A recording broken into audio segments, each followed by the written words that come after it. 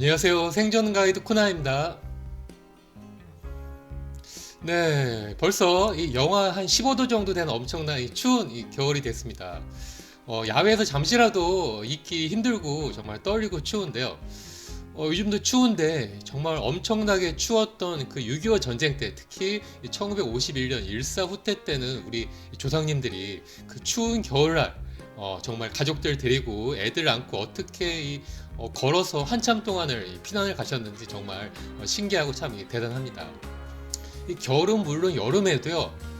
저체온증 정말 무섭고 추위 대비 단단히 하셔야 되는데요.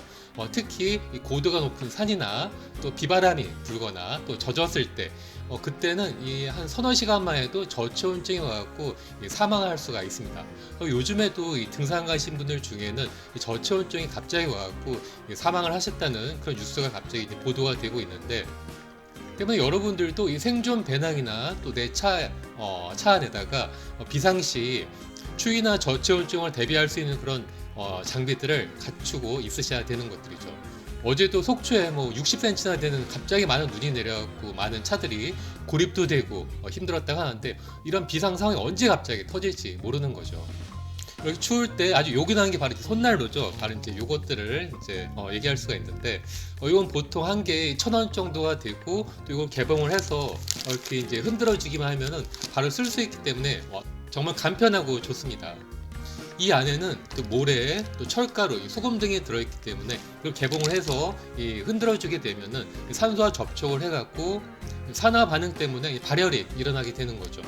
보통 한 개로 한 10시간 정도 시간도 충분히 쓸 수가 있고 정말 뜨끈해서 겨울에는 정말 좋은데요. 하지만 단점이 있죠. 한번 뜯어놓으면 중간에 쉬지 못하고 계속 떨어질 때까지 계속 써야 된다는 것들이 있고요. 또 비상용으로 많이 사놓으려면은 개당 1,000원 정도 되기 때문에 가격이 은근 좀 부담스럽기도 합니다.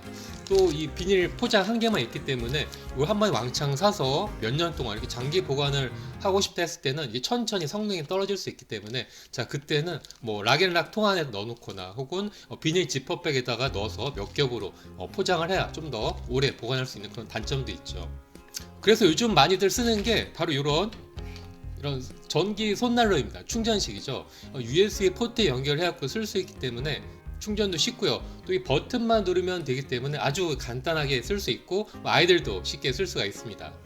대중교통으로 매일 출퇴근하는 직장인들이 수시로 잠깐 쓸 때는 이런 전기 손난로도 좋은 것 같습니다. 하지만 이것도 단점이 있죠. 일단은 수시로 충전을 해줘야 되고요. 또 쓸 수 있는 시간이 생각보다는 좀 짧습니다. 또 무엇보다 가장 중요한 게, 추울 때는 아무래도 제일 뜨끈한 게 제일 좋은데, 아무래도 전기 손난로는 좀 발열량이 적기 때문에 아주 추울 때는 좀 쓰기가 좀 부족한 그런 경향이 있습니다. 자, 그래서 이 겨울철이나 혹은 장거리 등산을 할 때 이것들 중 가장 좋은 게 바로 자, 이런 연료식 손난로입니다. 이건 제가 군대에서 쓰던 건데 한 25년 정도 됐는데 아직도 깨끗하고 또 성능도 아직 똑같이 유지가 되고 있어요. 정말 좋죠. 남자분들이라면 추운 겨울날 경계 근무를 쓰거나 혹은 동계 훈련을 나갔을 때 요거 도움 톡톡히 받으신 기억들 다들 있으실 텐데, 이거 보통 그 옥션에서 한 2만 원 정도에 살 수가 있고, 요거랑 같이 쓸 수 있는 게 이렇게 조그만 소형 연료입니다. 요것들은 뭐 라이터 기름을 써도 되고요.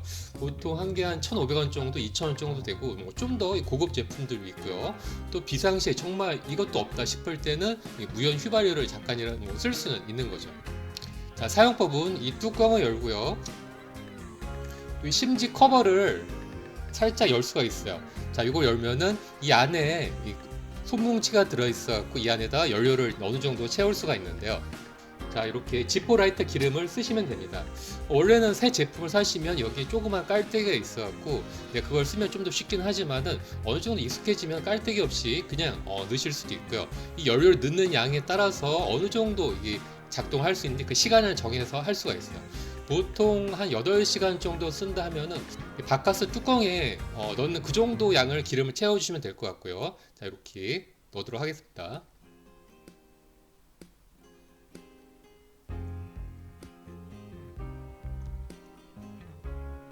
어느 정도 조금만 연료를 채워주고요. 다시 이 심지를 닫도록 하겠습니다. 자, 그리고 이 빠져나온 심지에다가 이제 불을 살짝만 붙여줄게요. 불을 붙인 다음에 잠깐 이 심지에 달아올 정도로 켜준 다음에 한 10초 이내 꺼주셔도 됩니다. 자, 그리고 저희 뚜껑을 닫기만 하면 됩니다. 여기 다 끝난 거예요. 자, 그러면은 이 안에서 서서히 이 연료들이 빠져나오면서 이 백금 촉매에 닿아서 천천히 연소가 되고 달아오르게 됩니다.